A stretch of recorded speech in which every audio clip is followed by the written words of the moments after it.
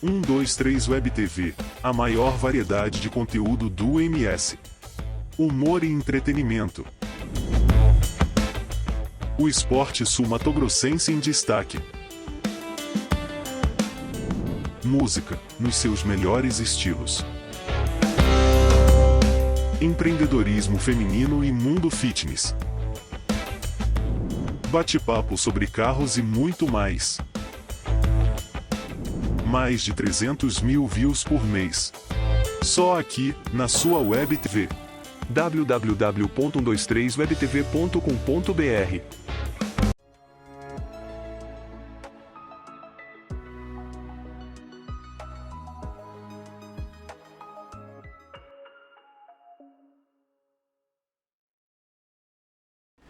Você conhece um monte de gente. Bom dia! Nós estamos aqui no Debatendo Direito com Dalila Barbosa, mais uma vez. Hoje é dia 14, né? Hoje é dia 14/3/2024.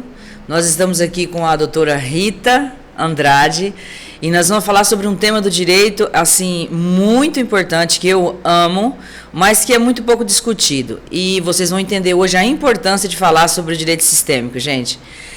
É um prazer receber a doutora Rita aqui. E, de princípio, eu já quero que a senhora explique para a gente o que é o direito sistêmico, como que ele funciona. Bom dia, Dalila. Muito obrigada, primeiro, pelo convite, né?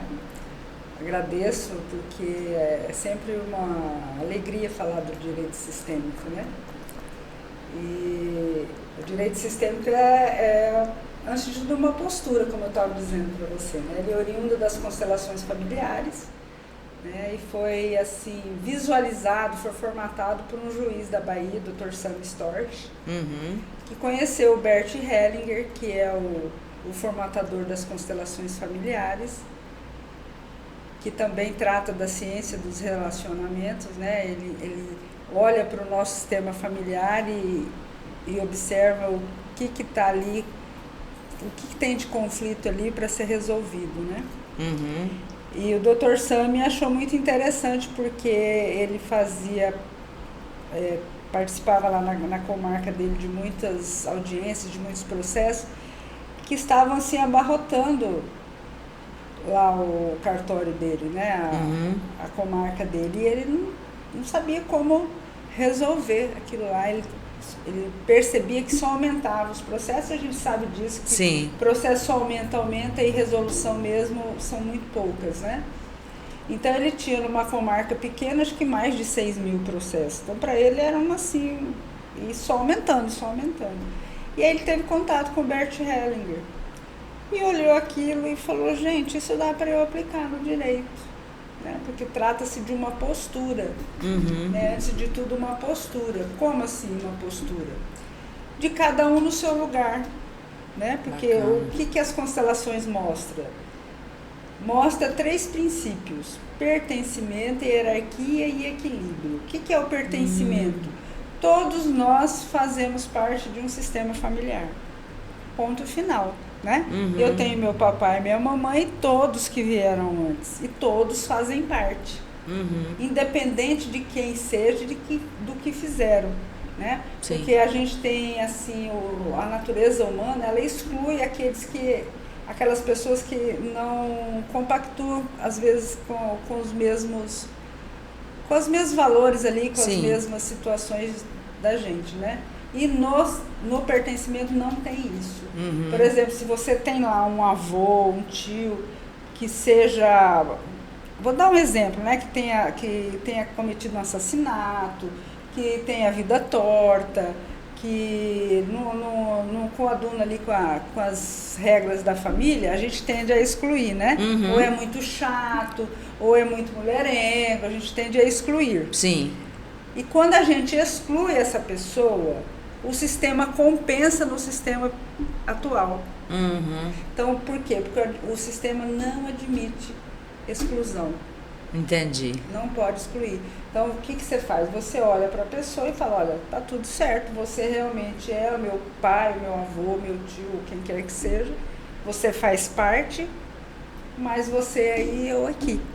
Quer dizer, você não precisa excluir, eu não quero saber, não quero conviver, não quero isso, e, sabe? E exclui a pessoa. Aham. Essa exclusão, ela causa uma descompensação no sistema familiar. Uhum. E aí alguém aqui no sistema menor vai olhar para esse membro, né? Porque as pessoas ficam leais. Quando você exclui, qualquer coisa que você exclui cola em você. Né? Quanto mais você exclui uma pessoa, mais ela te importuna. Quando você mais exclui um fato ou uma coisa que você não quer, aquilo fica em você, cola em você, te importuna até você olhar para aquilo, acolher e trazer e falar, olha, tá tudo certo, você faz parte, mas você aí, eu aqui. Né? Então, o pertencimento é isso. O sistema não admite exclusão. Abortos, assassinatos, pessoas loucas do nosso sistema familiar, todos pertencem. Então, o que é mais assim acentuado que a gente percebe nessa exclusão são os abortos. Muitas mulheres, por exemplo, têm abortos e não se conta. Ela não, por exemplo, de 5 filhos, 2 é abortos, mas ela fala assim, eu só tenho 3 filhos. Ah, entendi. Então ela não inclui esses abortos ali na hierarquia dos filhos, né? E isso traz transtornos para o sistema. Porque um dos filhos pode ficar leal àqueles abortos. Então, aí vem onde vem doenças, vem sintomas, vem problemas de comportamento. E aí tem a segunda lei, que é a lei da hierarquia. Quem veio primeiro tem precedência, ponto final. Então, nós, como mães, somos maiores que os nossos filhos, mas somos menores que os nossos pais. Entendi. Entendeu? Então, o maior sempre tem prevalência. Né? Então, nós, como mães, em relação aos nossos filhos, nós precisamos estarmos no nosso lugar de mãe e eles estarem no lugar deles de filhos. Se eles saem do lugar deles para vir ser nossos pais ou nossas mães, vai haver um desajuste também. A vida dele não vai fluir. Entendi. Entendeu? Porque vai ficar fora do lugar, ele vai quebrar uma hierarquia. Entendeu? Então, a quebra de hierarquia, ela traz inúmeros problemas para a vida dos membros do sistema familiar. De sintomas, problemas de comportamento financeiro, relacional, do que você imaginar. Então, a gente costuma dizer na constelação, né, nessa filosofia sistêmica, que se a sua vida não estiver bem aqui, você corre para a sua fonte. Quem que é a sua fonte? Papai e mamãe. Então, qual é o nosso lugar no mundo, vamos dizer assim? É o seu lugar de origem. Então, eu vou dar o meu exemplo. Eu tenho meu pai e minha mãe, eu sou a filha número 2 do meu pai e sou a filha número 1 da minha mãe. Mas o meu lugar é de número 2, eu sou a filha número 2. Ponto.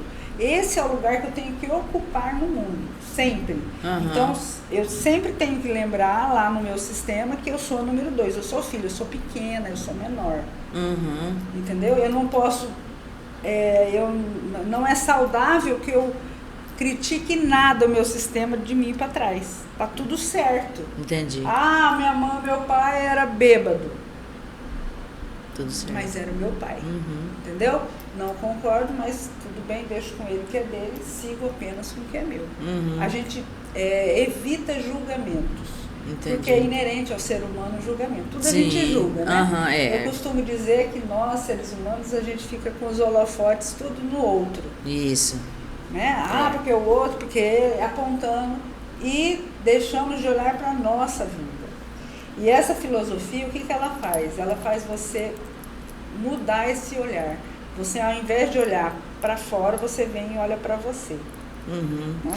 Você vai cuidar de você. Né?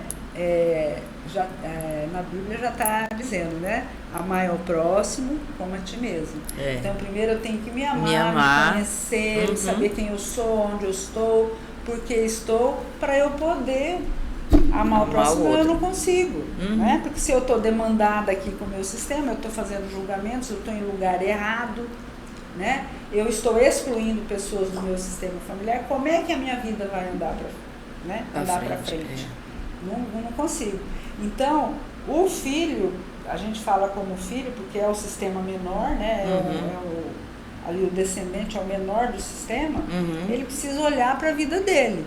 Filho até 21 anos, ele fica em casa. Né? Ele está ali com os pais, ele está tomando tudo desse pai e dessa mãe.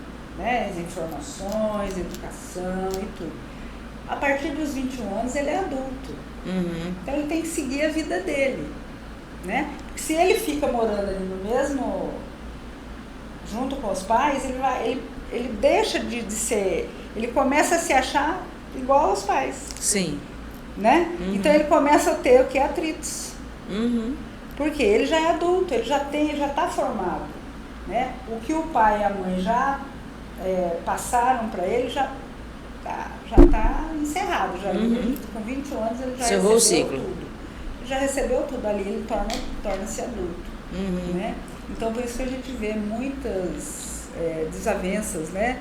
De hoje, principalmente hoje em dia, que os jovens não saem mais de casa, né? Eles tem pessoas que têm 30 anos, 40 anos morando com os pais. E isso causa o quê? Não para os pais são maiores, eles aguentam tudo, mas para os filhos empaca a vida deles, a vida deles. Porque ao invés deles estar olhando para a vida deles, eles estão cuidando dos pais.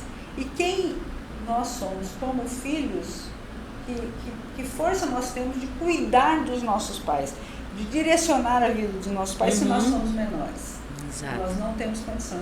Isso traz um peso muito grande para os filhos. Né? E aí começam as desavenças. Porque já vem vindo. Né? Porque com certeza os nossos pais também tiveram problema de relacionamento com os nossos avós. E os nossos avós também tiveram problemas de relacionamento e assim por diante. Mas nós chegamos até aqui. Né? Então eu, Rita, estou aqui hoje e dou aqui honra, reverência, gratidão e respeito para esse sistema familiar do jeito que foi, como foi. Sem nenhuma vírgula. Eu não posso falar, porque foi errado assim. Não. Foi tudo certo, porque se fosse uma vírgula diferente, eu não estaria aqui hoje. Né? Então nós seres humanos temos o costume de falar, se eu tivesse feito assim, se eu tivesse feito assado. Não, tudo foi como tinha que ser. Né? E quando você entra em contato com as constelações familiares, com essa filosofia sistêmica, você passa a olhar a vida diferente. Você passa a ter consciência de todas essas 3 leis. Que a terceira é a lei do equilíbrio.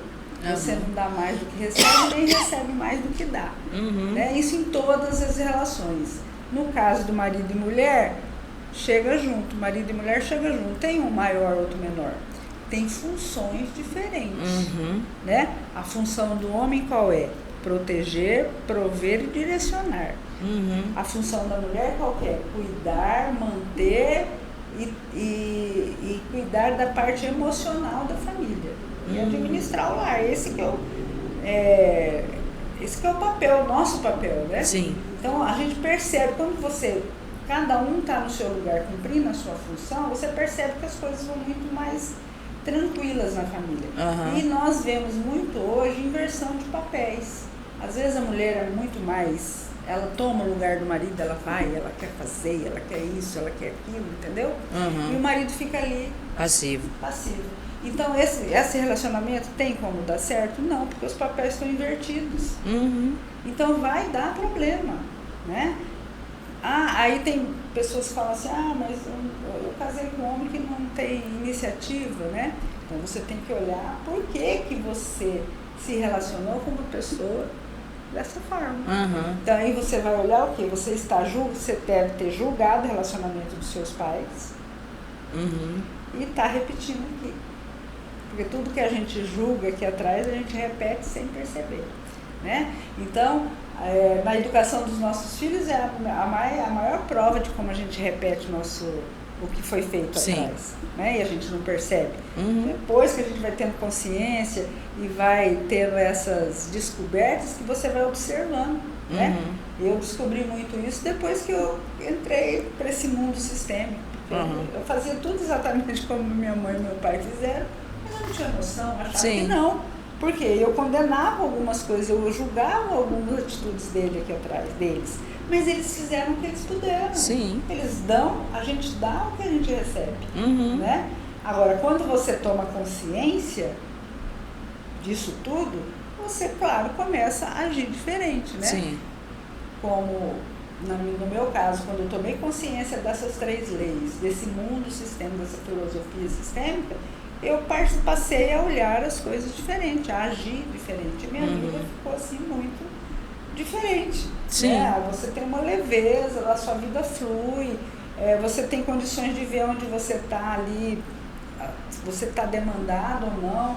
Aconteceu um problema aqui, você falou, opa, o que eu estou fazendo que está causando tudo isso? Porque não é o outro, né, Dalila? Não se trata do outro, se trata de nós. Sim. E aí o Sam Storch aplicou isso lá na comarca dele, como? Fazendo as constelações nos processos. Né?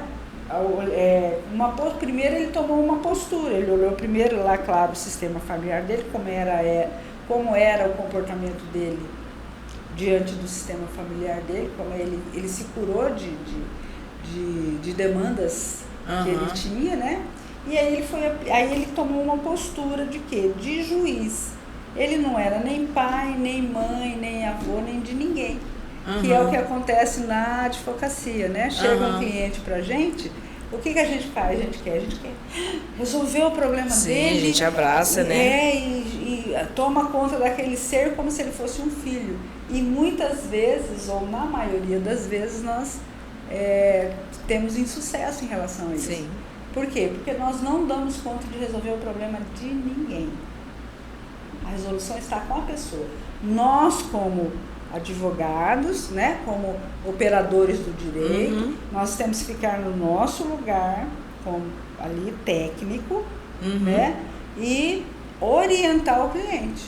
Claro, se eu tiver uma postura sistêmica, a minha orientação vai ser muito diferente de um advogado que não tem a postura sistêmica. Sim. Né?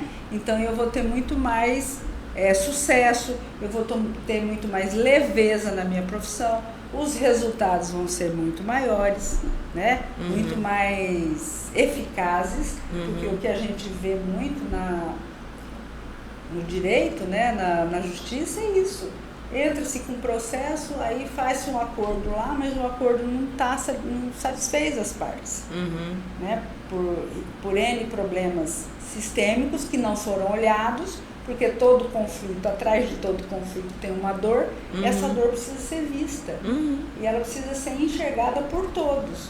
Então, no direito sistêmico, qual é a principal postura do advogado e de qualquer membro da justiça?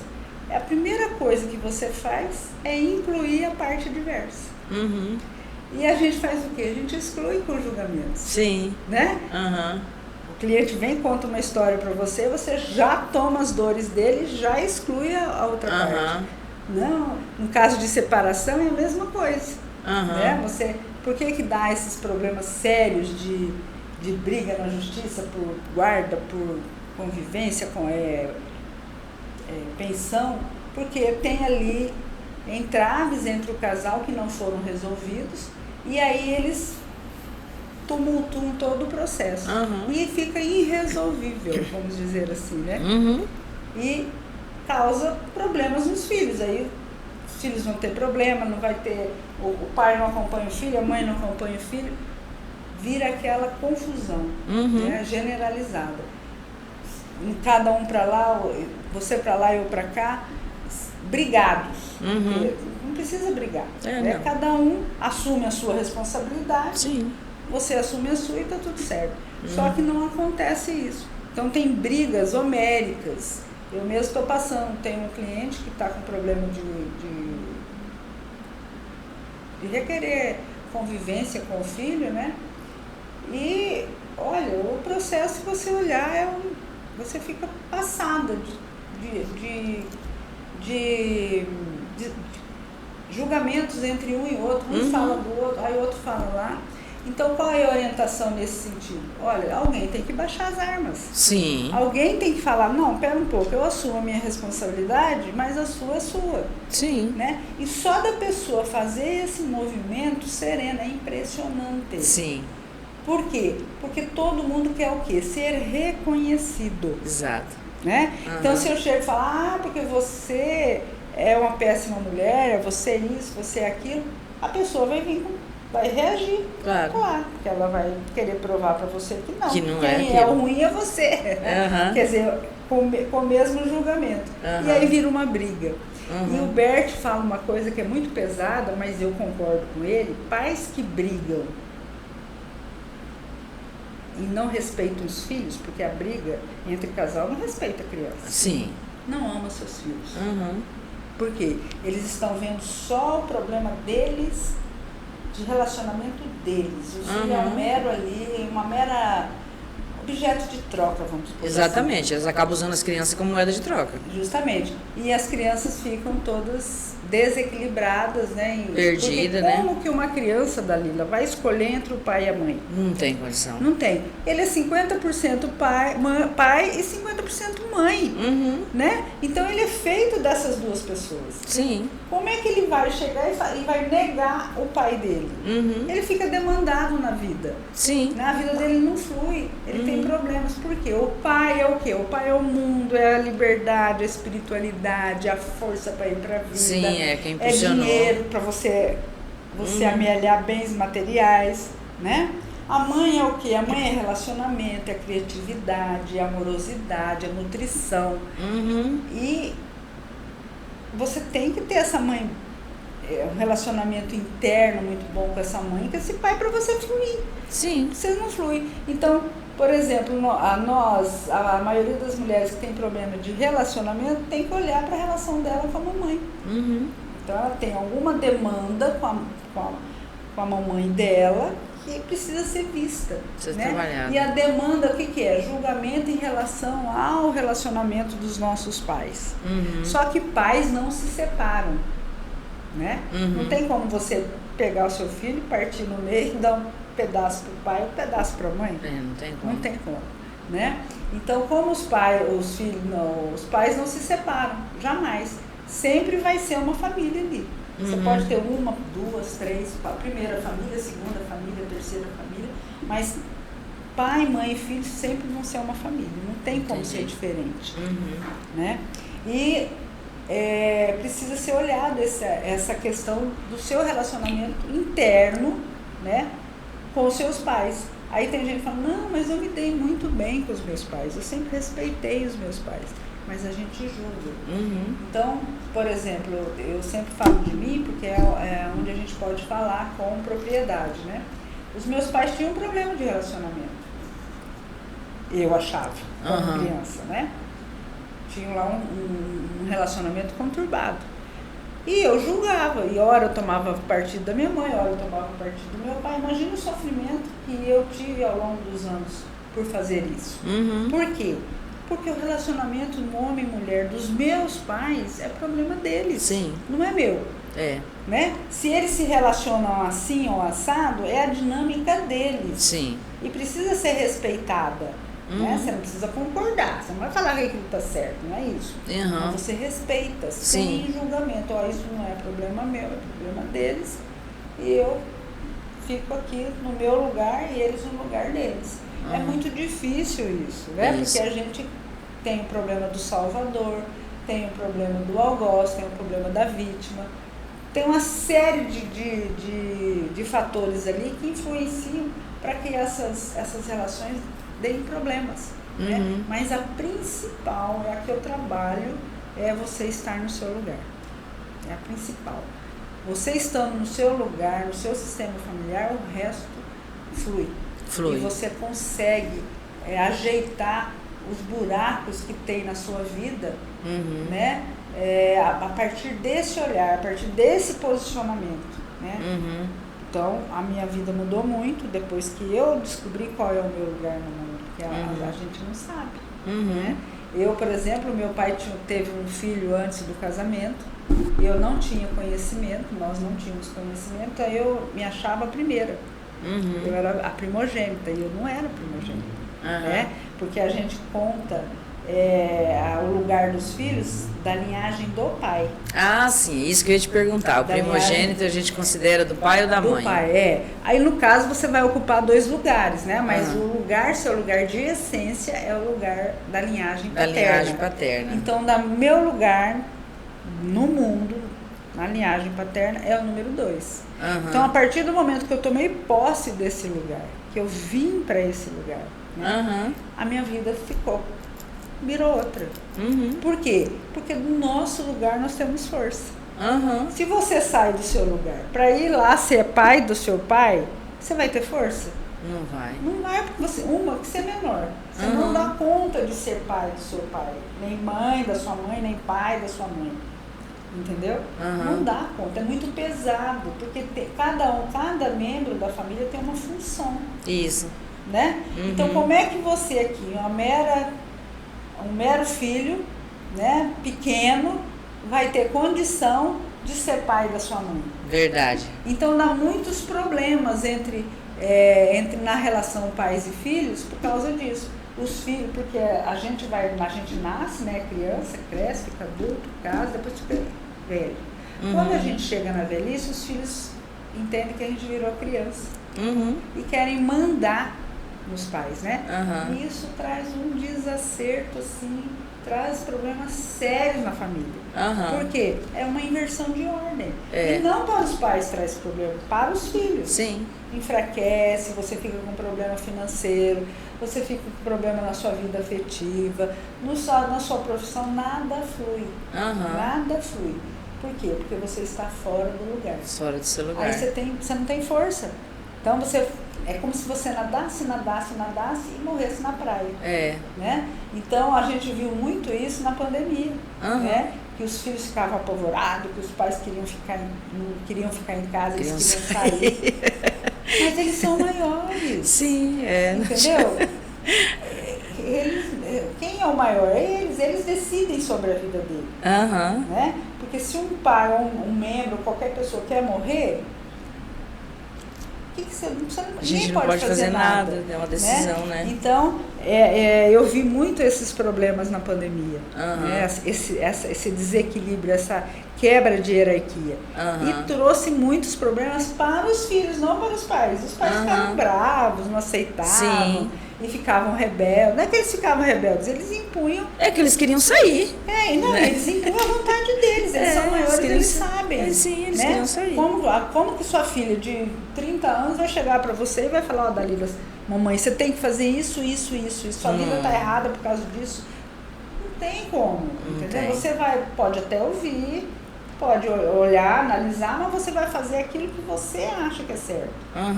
Né? Como adulto ali. Aí tem pessoas que falam assim, mas como? Vai fazer as coisas errado? Mas para a pessoa não é errado. Né? Porque nós temos muito essa questão do certo e errado. Né? O que é certo para você não é para mim. O que é errado para você não é para mim. E o que é certo e errado, então? Verdade. Rita, uma coisa que eu prestei atenção é que para nossos ouvintes, né, eu já conheço a Rita, me relaciono com ela há alguns anos, e eu aprendi uma coisa com a Rita muito interessante, né, que mudou a minha vida na advocacia, né. Assim, o que nós conseguimos ver na advocacia é que a maioria dos advogados, eles acabam se aposentando muito cedo. Eles não conseguem se aposentar trabalhar mais que 10 anos. Com 10 anos de advocacia, nós já estamos moídos, né?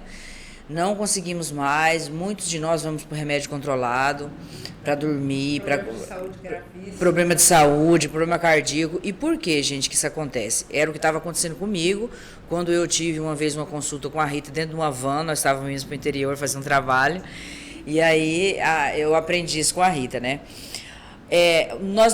Eu trazia muito para mim os problemas dos meus clientes, eu abraçava, eu queria resolver, né?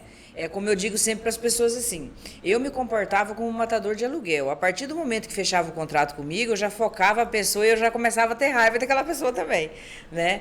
Aí tudo aquilo me trazia um desgaste muito grande, né? Então, assim, é um peso. Por quê? A pessoa me chegava e me contava a história dele e eu trazia para mim aquela história, né? E aí eu queria resolver, tal, acreditando piamente que tinha que ser daquele jeito.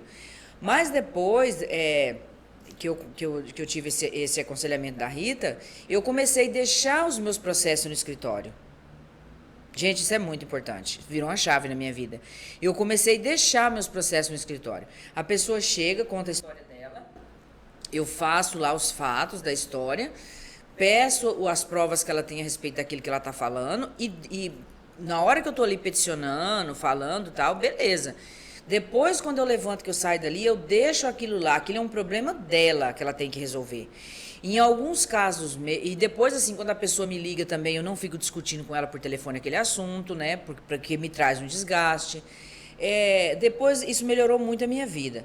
E depois também eu comecei a aplicar algumas técnicas, né? Dessas que a Rita estão falando. E houve um processo que eu resolvi de uma forma muito eficaz, né? Aplicando isso, eu tive uma disputa de guarda de uma criança que estava sendo disputada entre a avó e a mãe, né? A mãe tinha tido um problema, tinha ficado um tempo fora, e aí a mãe resolveu voltar. A mãe era uma moça com alguns problemas, né, na vida pessoal, e a avó, ela se achava assim muito melhor, muito mais capaz de cuidar daquela criança do que a própria mãe. Isso é muito comum. E aí ela acabou ficando com a guarda provisória da criança até que a mãe ficou liberta para poder cuidar da criança. Aí a mãe me procurou, porque a mãe queria a guarda. Eu entrei com um pedido, né, de mudança de guarda e a avó não queria entregar a criança, né? Aí nós tivemos que ir para audiência. Porém, o que eu fiz? Eu entrei em contato com a avó por telefone, a avó não tinha advogado, eu entrei em contato com a avó, pedi para que ela chegasse no fórum no dia da audiência, tipo 1 hora antes da audiência para a gente poder conversar. Travei uma conversa com ela e aí ela chegou, realmente ela chegou antes, e aí eu sentei as duas, uma de frente para a outra, e apliquei esse sistema de cada uma ficar no seu lugar. Aquela criança, ela tinha uma avó, que era muito importante para ela, fazia parte da vida dela. Ele não tinha mais o pai, né, que o pai tinha morrido. E então a avó, na verdade, queria colocar aquela criança no lugar do filho que tinha morrido. Aí eu fiz ela entender que aquela criança não poderia ocupar aquele lugar, que aquele lugar não era dele. Fiz com que ela recebesse aquela criança no lugar dele mesmo, de neto. Fiz com que aquela nora visse que aquela avó era necessária na vida daquela criança, ela tinha o lugar dela. E fiz aquela avó ver que aquela mãe, apesar dos defeitos, era a mãe e que a criança precisava das duas, né? E assim, foi um negócio tão impressionante que nós terminamos a audiência e fomos almoçar juntas. Você vê que lindo? As três, foi muito lindo.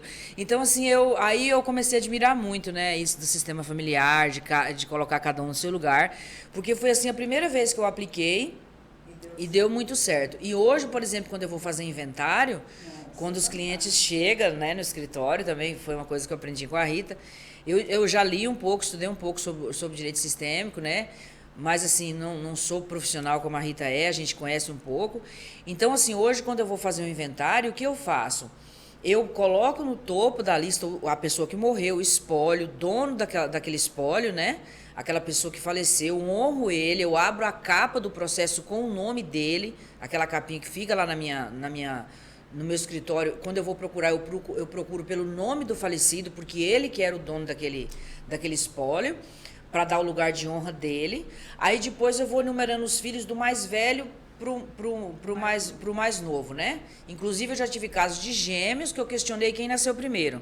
Quem nasceu primeiro dos dois? Fulano. Então fulano vai ser o primeiro na lista. E o inventariante, sempre se a mãe está viva ou o pai ficou vivo, coloco como inventariante. E depois, aí quando você coloca, até quando eles chegam no escritório, que eles vão junto, eu coloco eles sentados na ordem, né? É muito lindo. É muito forte isso, gente. O resultado que a gente consegue com isso é muito interessante. Porque a gente faz não só que isso funcione, como que eles entendam o lugar deles. Justamente. Né? E aí, assim... É um simples movimento, né? Um simples isso movimento. Isso é postura. Exatamente, funciona. É só isso. Porque as pessoas têm assim, elas acham direito sistêmico uma coisa, não é, gente, é só postura. É. Né? Começa o quê? O que é o direito sistêmico? Você vai olhar para o seu sistema familiar, Aham. primeiramente, você vai cuidar de você. Aham. Porque se você tem demandas na sua vida, como é que você vai ajudar outras pessoas? Exatamente. Né? Colaborar na vida de outras pessoas. Então você olha para as suas demandas, Aham. né? Você vai, e por menos que você olhe, vai fazer um movimento na sua vida, Aham. né? Só o fato de você vir para o seu lugar, né? De filho lá no número certo, no lugar certo, já faz um movimento estrondoso na sua vida. Aham. Entendeu? E aí você começa a olhar para você e vai ver. E você vai aplicando aquilo que você percebe em você, você vai aplicando nos outros. Aham. Né? E você entende que sua postura é que é importante.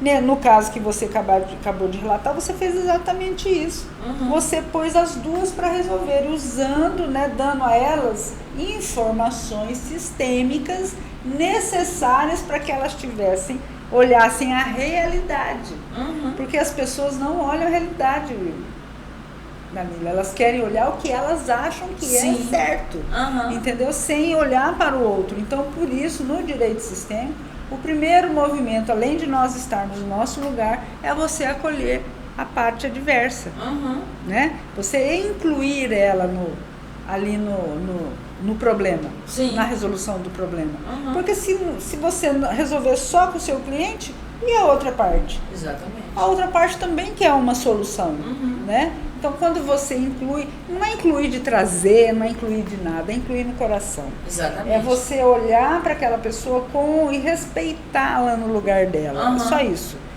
Já há um movimento diferente no atendimento, no processo, até na hora da audiência, como aconteceu com você, Uhum. e até a nossa postura em relação ao juiz, ao promotor, ao Exatamente. escrivão.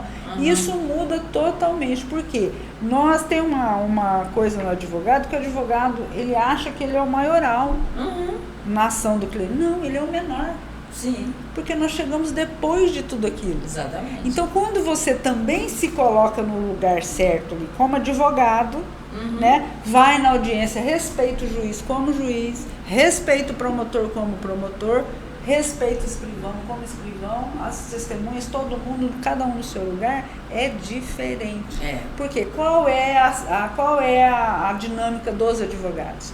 Criticarem o juiz, criticar a postura do juiz, criticar a postura do promotor, criticar a postura do advogado da parte contrária. Exato. Né? E aí vira um emaranhado de julgamentos que ninguém gosta de ser julgado. Eu não gosto de ser julgado. E gera uma energia muito ruim, né? Justamente. E ali o que acontece? Quando você olha para o juiz e julga ali, mas esse juiz não está fazendo certo, ele está sendo imparcial, ele isso, ele aquilo, ele sente na hora. Uhum. Né? Só que as pessoas não estão ligadas nisso. Isso. Né? Porque o que nós aprendemos na faculdade? Que a gente precisa ser aquele advogado contundente, brigão, que advogado bom é aquele que briga. Não, gente, advogado bom é aquele que mostra caminhos para o cliente da onde aquele problema é resolvido. Uhum. Resolvido duradouramente, com ações duradouras, com ações perenes, com ações que resolvam o problema. Não é que você resolveu, eles resolvem o problema porque eles percebem aonde está a dor daquele conflito. Uhum. E quando essa dor é olhada, é acolhida, é vista, é respeitada, não tem por que não resolver. É. E fica tudo muito mais fácil. É por isso que eu gosto muito de acordo, Rita. Eu sou conhecida já no meio da advocacia como a advogada que gosta de acordo, né? Às vezes os colegas me ligam e falam, Dalila, você que gosta de um bom acordo, né? Por que eu gosto do acordo? Porque, primeiro, porque a sentença ela é muito dolorida. Sim. Né? Quem advoga bastante, quem está na área aí sabe que a sentença é muito dolorida, né?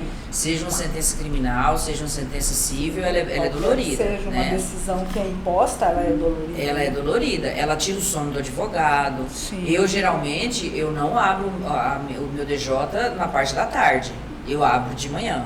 Por quê? Porque o DJ geralmente vem aquelas notícias, as sentenças, as decisões doloridas, né? E aí eu digo assim, que se eu abro de manhã, eu tenho o resto do dia para trabalhar aquela dor, né? E se eu abro de tarde, Você vai dormir com a dor, né? Você vai dormir com a dor. Então eu abro de manhã, ali antes do almoço, né?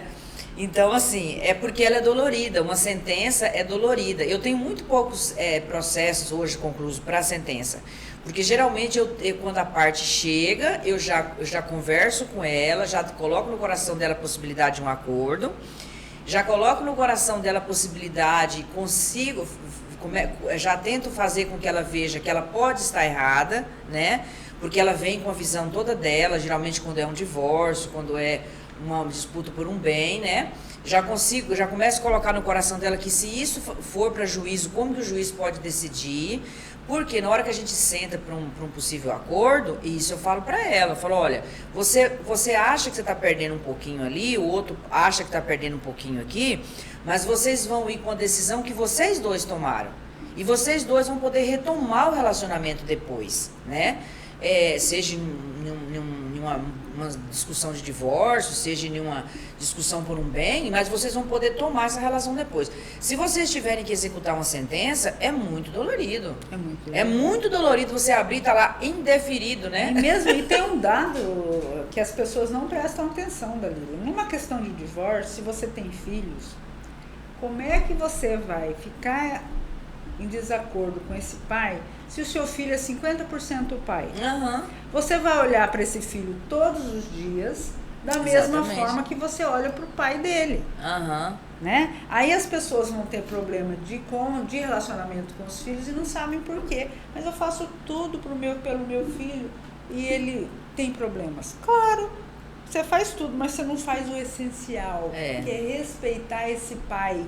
Porque do jeito que é, como é, ele é o pai certo. Ele é seu pai. É o pai certo. Eu não estaria aqui se o meu pai não tivesse relacionado com a minha mãe. Uhum. Ponto final. Exatamente. Só isso aí, pra mim, é importante. Porque desse relacionamento, eu vim à vida. Eu tive o bem que é maior pra minha vida. Porque se eu não tivesse vida, eu estaria aqui? Não. Se a gente não tiver vida, você faz alguma coisa? Não vai ser então, possível. a coisa mais importante, o bem mais precioso que nós temos é a vida. E quem nos deu a vida? O nosso pai e a nossa mãe. Ponto final. Se meu pai era isso, se ele era assado, se ele era ruim, se ele era bom, isso é outra questão. Mas como pai, como espermatozoide, né? No meu caso, o meu espermatozoide Mário, que é o nome do meu pai, e o meu óvulo Rolandina, perfeitos para mim. Teve um encontro ali divino, porque é um encontro divino. Sim. Gente, 260 milhões de espermatozoides, 280, não sei, você teve conseguiu, né, fecundar um óvulo ali e nascer você. Olha a vitória. Sim. É a primeira vitória nossa, essa aí. Sim. Esse encontro desse óvulo.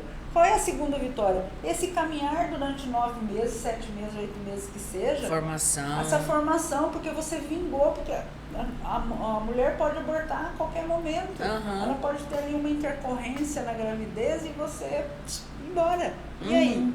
Né? Então, quando a gente nasce, gente, é a vitória suprema. Sim. Né? Eu sou muito encantada com isso. Depois que eu entendi isso, para você ver como é tão forte, e eu vou falar isso porque as pessoas têm que se acostumar com isso, até a vítima, até um filho, fruto de um estupro, é o pai e a mãe certo. É pesado, mas é a realidade. Porque o que importa mais nisso aí? A vida. A vida. A vida, né? A mãe poderia ter escolhido interromper essa gravidez. E estaria tudo certo. Sim. Porque é um direito dela. É um direito dela, desde que esteja na legislação, né? E ela sofreu uma violência e tudo, né? E até emocionalmente. Mas, se não fosse esse fato, essa criança não... E o bem maior ainda é a vida, né? É a vida. Você entendeu? Tudo é hierarquia. Então, o nosso bem maior é a vida. Ponto final. Então, não existe nada maior que isso. Né? E quando a gente tem essa consciência, você passa a compreender os acontecimentos da sua vida.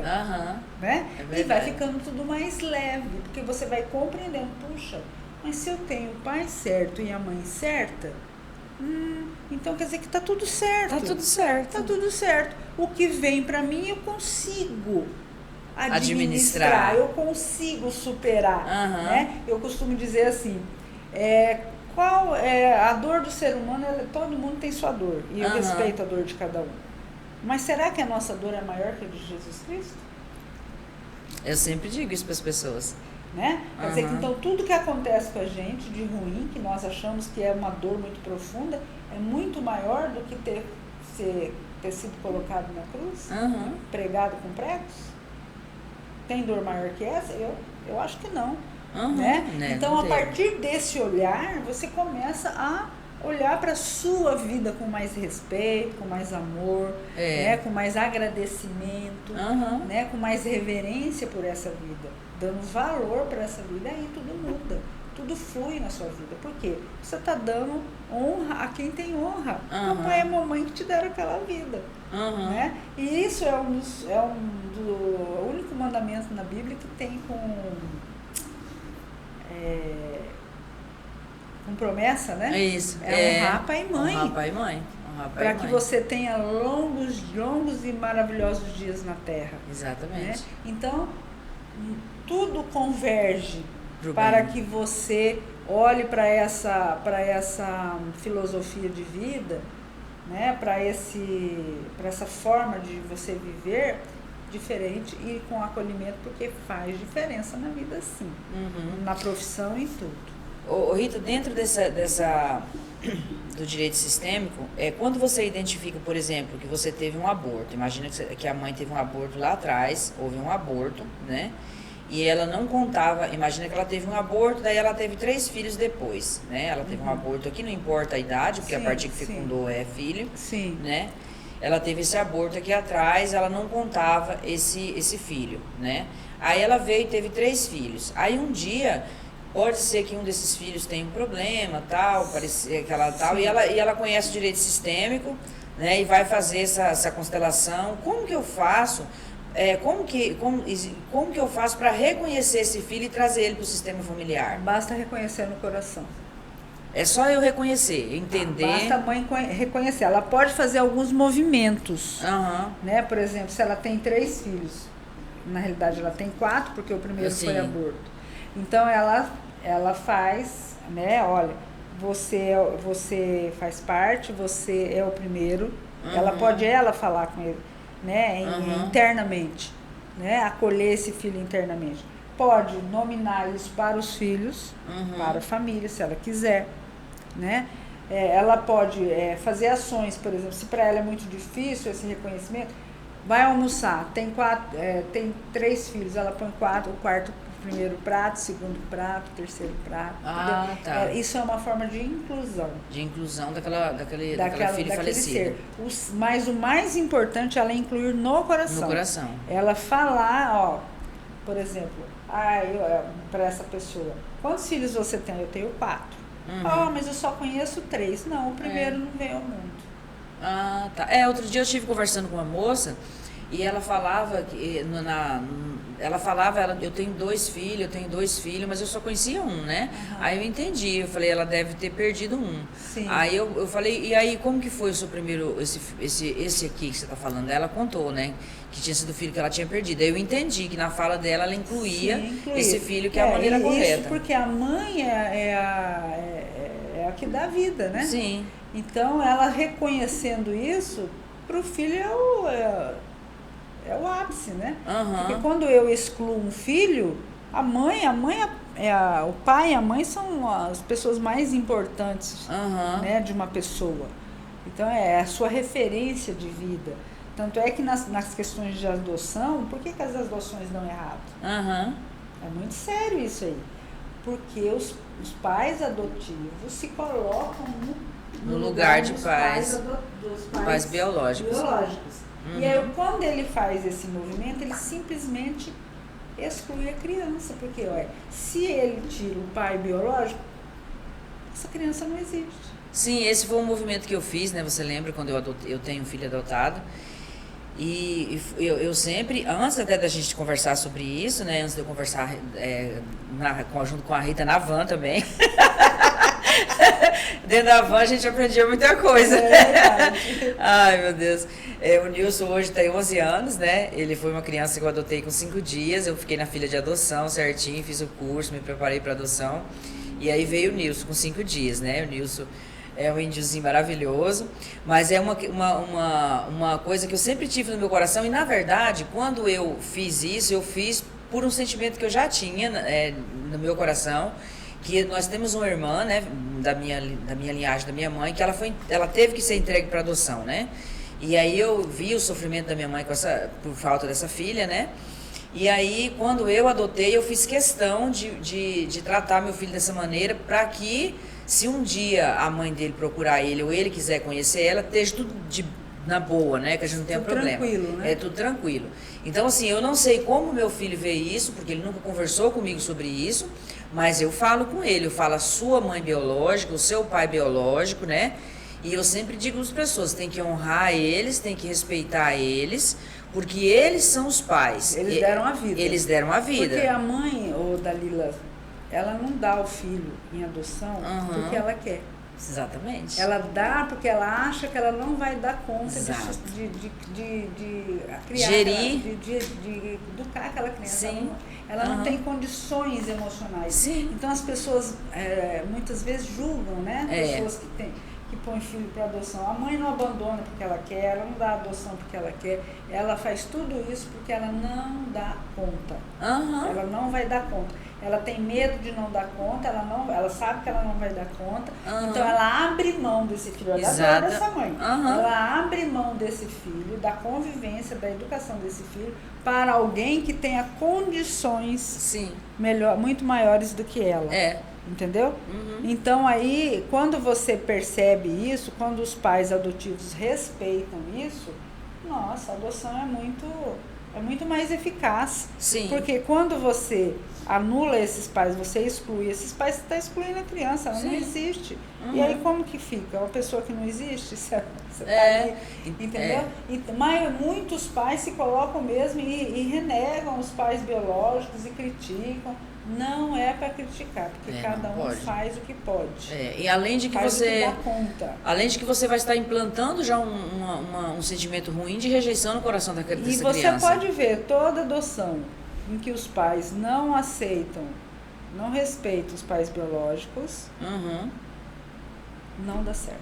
Não dá certo. A gente percebe isso, né? Como eu já te falei antes, eu faço parte de uma igreja, eu sou conselheira na igreja, a gente atende muitas pessoas lá. E fora disso, no escritório, como advogada também, a gente atende muitas pessoas com problemas assim, na área que eu trabalho, que é criminal, né?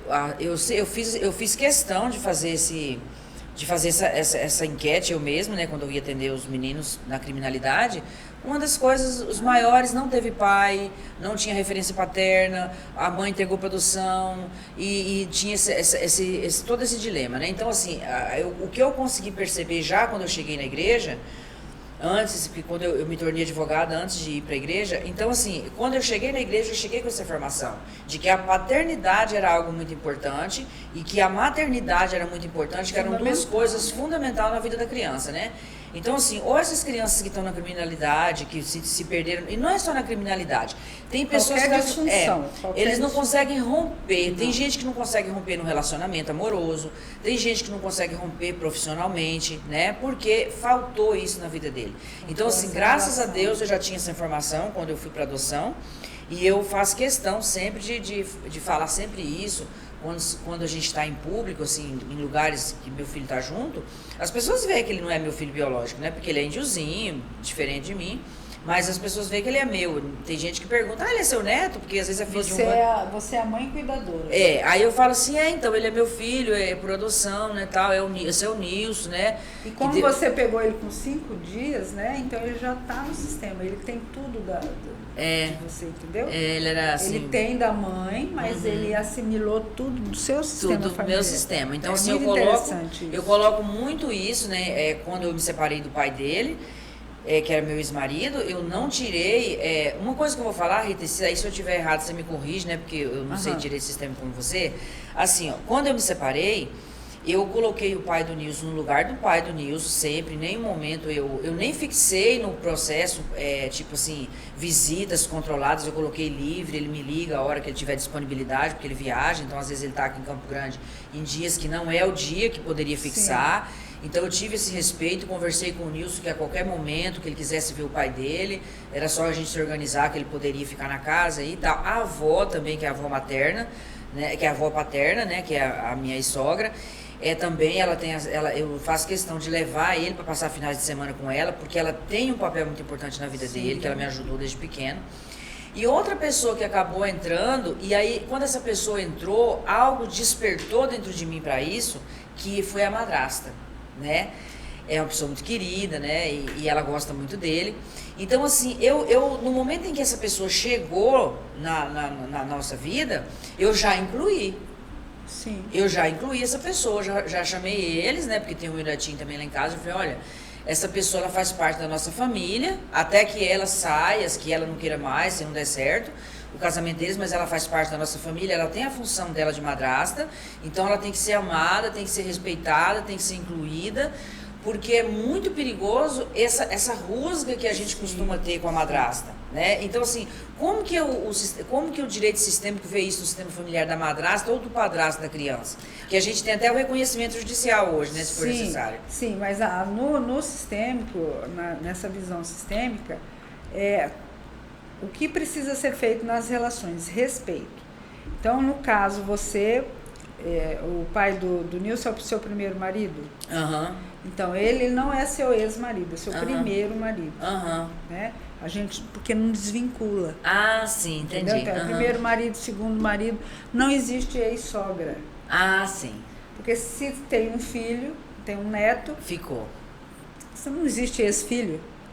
Entendeu? Entendi. Não existe ex-cunhado. Existe sempre assim, o cunhado do meu primeiro relacionamento ou os meus primeiros cunhados. Numerar. Sempre, entendeu? Então, por exemplo, eu também sou divorciada. Então, eu tenho o meu primeiro marido, né, que é o pai do meu filho, do meu único filho. Então, ele é o primeiro, tem precedência. Eu respeito ele todos os sentidos, porque se a gente não respeita a primeira relação, não tem como as outras darem certo. Entendi. Entendeu? Olha que forte, e cada né? um no seu lugar. Ele é o primeiro. O segundo tem que respeitar o primeiro. O casal, por exemplo, a mulher que está em segunda núpcias, ela não conta nada dessa relação passada. Porque esse aqui atual não tem nada a ver com essa relação. Ele só tem que respeitar. Entendi. Entendeu? Não tem intromissão, porque se eu não tomar dores, nada. Ele é apenas a segunda relação. E como tal, ele tem prioridade. Mas precisa respeitar o primeiro. Tanto você quanto ele precisam respeitar. Por exemplo, no caso, ele já está com uma outra pessoa, você respeita ela, respeita a sua relação com o seu primeiro marido, né? E respeita ele com ela lá, tá tudo certo. Só que madrasto e padrasto não interfere na relação. No sistema? No sistema, não interfere, por exemplo. Ele não tem que... você não pode, por exemplo, se você, no caso, arrumar um outro relacionamento, tem um outro relacionamento, você não vai pôr ele no lugar do pai do menino. Entendi. Entendeu? Entendi. O pai dele é o primeiro marido. É o primeiro marido. Ele vai ser padrasto no lugar dele. E ele não tem nenhuma responsabilidade com essa criança. Quem tem é o pai. É o pai. Porque se nós colocamos esse segundo relacionamento no lugar do pai, nossa, menina, vira uma bagunça. Vira uma... O sistema todo não aceita. Porque você está excluindo o pai, né? O pai, no caso dele, é o pai adotivo, né? Já por uma outra pessoa, quer dizer, ele já está no terceiro pai. Você entendeu? Então foi assertivo. Foi assertivo, então, quando a justiça admitiu a inclusão do padrasto na certidão de nascimento, mas como padrasto. Como padrasto. Como pai, eu tenho uma teoria comigo.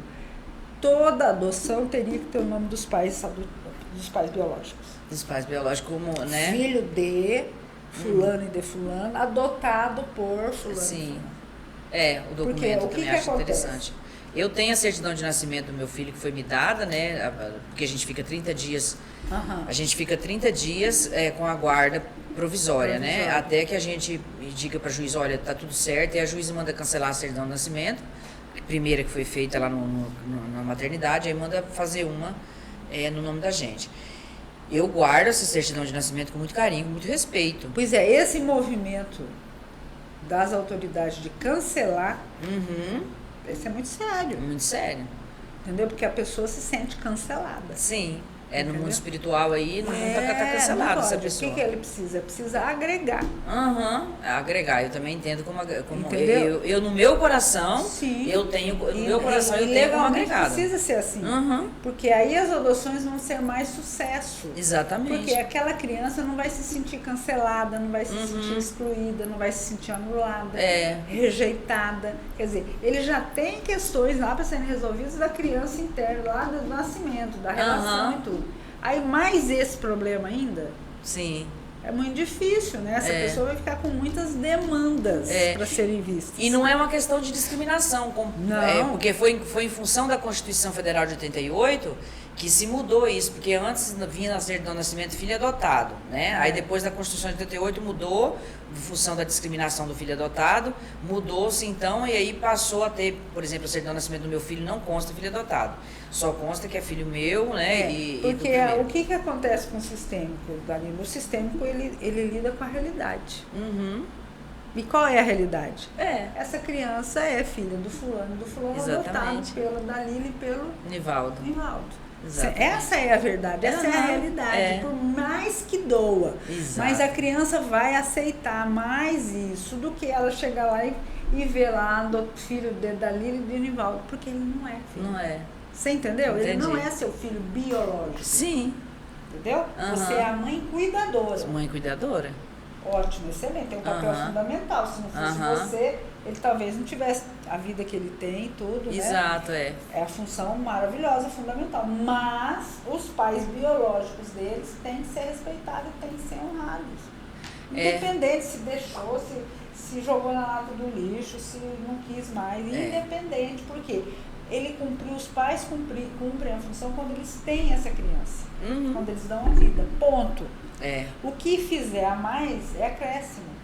Claro que a gente precisa levar essa criança na vida, mas às vezes, como eu falei, a mãe não tem condição emocional, psicológica, sistêmica de levar essa criança à vida, de continuar sustentando, dando carinho, dando amor. Ela não tem nem para ela.